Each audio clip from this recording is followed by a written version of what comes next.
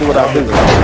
Make sure you subscribe to the channel if you hadn't. Let's keep listening to the brother. Somebody in Haiti is not going to say what country from. They're going to say they're Haitian because they were closer from what is it called, the triangle slave But trade. then when you ask them that question, they're not going to have a definitive answer. That's because they're already in their own community of Caribbeans, the Haitians, Jamaicans. They're all like in one bowl. But Black Americans are in their own bowl. Look, yes, we are in our own bowl too. It's called the Bowl of America.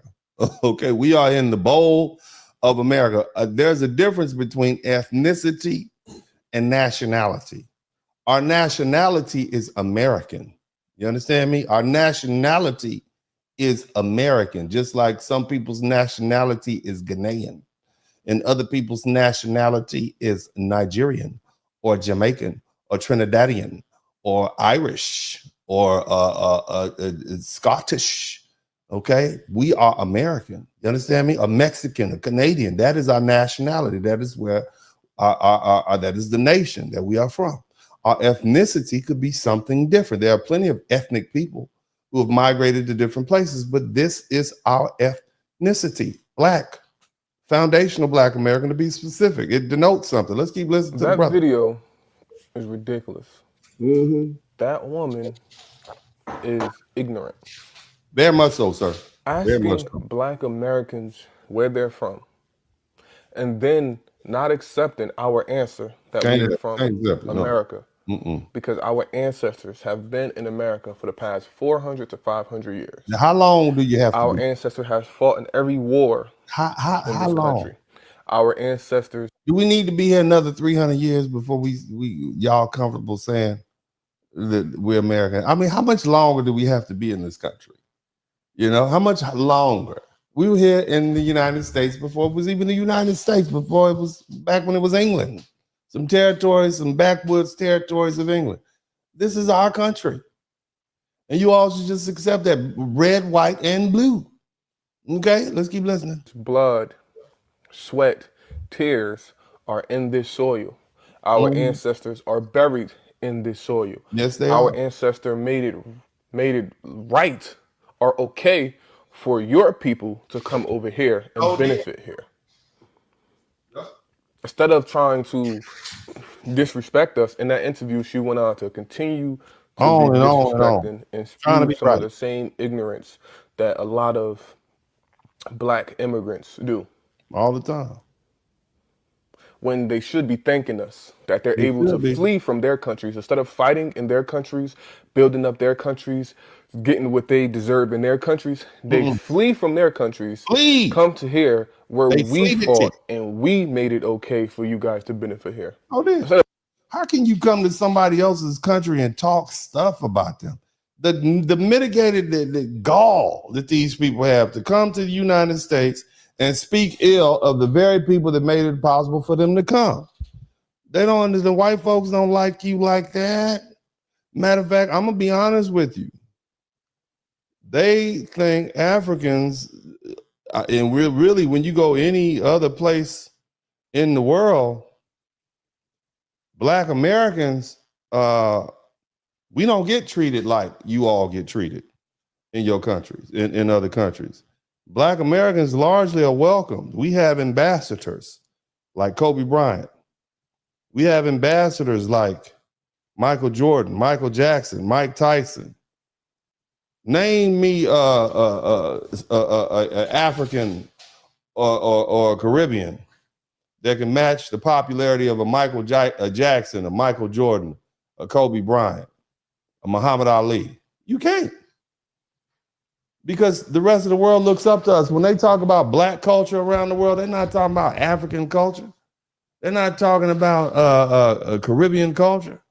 They're talking about Black American culture. Anything you have piggybacks on the back of Black Americans, and you all just need to understand that. Stay in your place. But anyway, let the brother continue. Thanking us for that, applauding us for what we've done. And that allowed you to come here and benefit. Instead of thanking us, you continue to disrespect us. They do. And then he asked her, why don't you ask Jamaicans, Haitians that? She said because they have their own bowl in the Caribbean. They don't ask the Jamaicans and the Haitians that because they don't hate them like they hate America. And see, this is the thing. Let me just go ahead and we'll put that up some other time, and you all can look at that. See, what they hate it. They see it as a bully. They see us as a bully, and they see us as American. They don't see us as their brothers and sisters. They see us as Americans. That's why when you go places like Miami, the way the Haitians interact with Foundation of Black Americans, they refer to you as a Yankee. And you got these doggone people. And I'm going to talk about New York. New York, I'm going to be on your head all week. I'm going to talk about New York because there's a large population of non-foundational Black American immigrants who have come to New York, and you are faking and making it.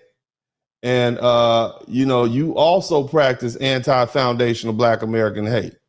How in the hell you have jollof rice on Juneteenth?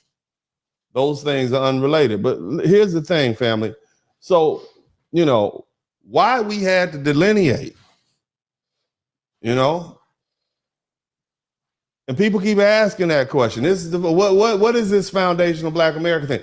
Why even make the distinction? They say it's divisive. Yes, it is divisive. It's meant to be divisive, but it's a necessary division. And if you've been paying attention, you'd understand why. See, for too long, too many Black people from outside of America, whether they're Caribbean or African, have come to this country and played the ass. Let's just call it what it is. They've been there's been a consistent pattern of Black immigrants from the Caribbean and from Africa arriving in America and then turning around to disrespect the very Black people who centuries of struggle opened the door, and they just walk through it. And that's what the FBA movement is about. It's not about hate. It's not about xenophobia. It's about boundaries. We're saying if you're coming here to be condescending, to undermine, to disrespect our lineage, to throw us under the bus, then no, you don't get to stand next to us and claim our legacy. So what sets this off is that some of y'all came here and started doing well, and that's fine. But then you use the success to slander foundational Black Americans. You say stuff like we're doing better than you, and y'all just lazy. And then you throw the right-wing American conservative jersey on and try to pretend like, you're a fullback for Jim Crow. You understand? You act like redlining didn't happen and Black Wall Street was never burned down and COINTELPRO and mass incarceration and these government-sanctioned destruction of the Black family didn't happen. You act like the CIA didn't flood our neighborhoods with drugs during the Iran-Contra affair. You act like all of that didn't exist. But it did, and it shaped everything about our present-day reality. So, of course, when you come here with none of that baggage and your parents were diplomats and university professors and upper middle class and upper class professionals in your home country, you might start off better. But let's stop lying about what's really going on. When you compare Caribbeans or Africans in America, you're usually not talking about the average immigrant. Okay, you're talking about the top 10% of your country and the ones with the money, the ones with education and the elite status or even get a visa or a green card. So let's compare like to like. Compare the top 10% of Black immigrants to the top 10% of foundational Black Americans. And guess what? We're slaughtering y'all. It's not even close. But what do you compare? What you compare your best to our average. Most of you immigrants talk bad about foundational Black Americans because when you get here, you can only afford to live in the ghetto, where you got a bunch of poor foundational Black Americans living. What you need to understand is that we are better than y'all, and we will always be better than y'all. And that's not dishonest. That's not manipulative. It's exactly why we're able to why we're building this foundational Black American wall. You get a Colin Powell and a Kamala Harris, and you think you're winning. What's up? Welcome to the broadcast. This is Uncle D.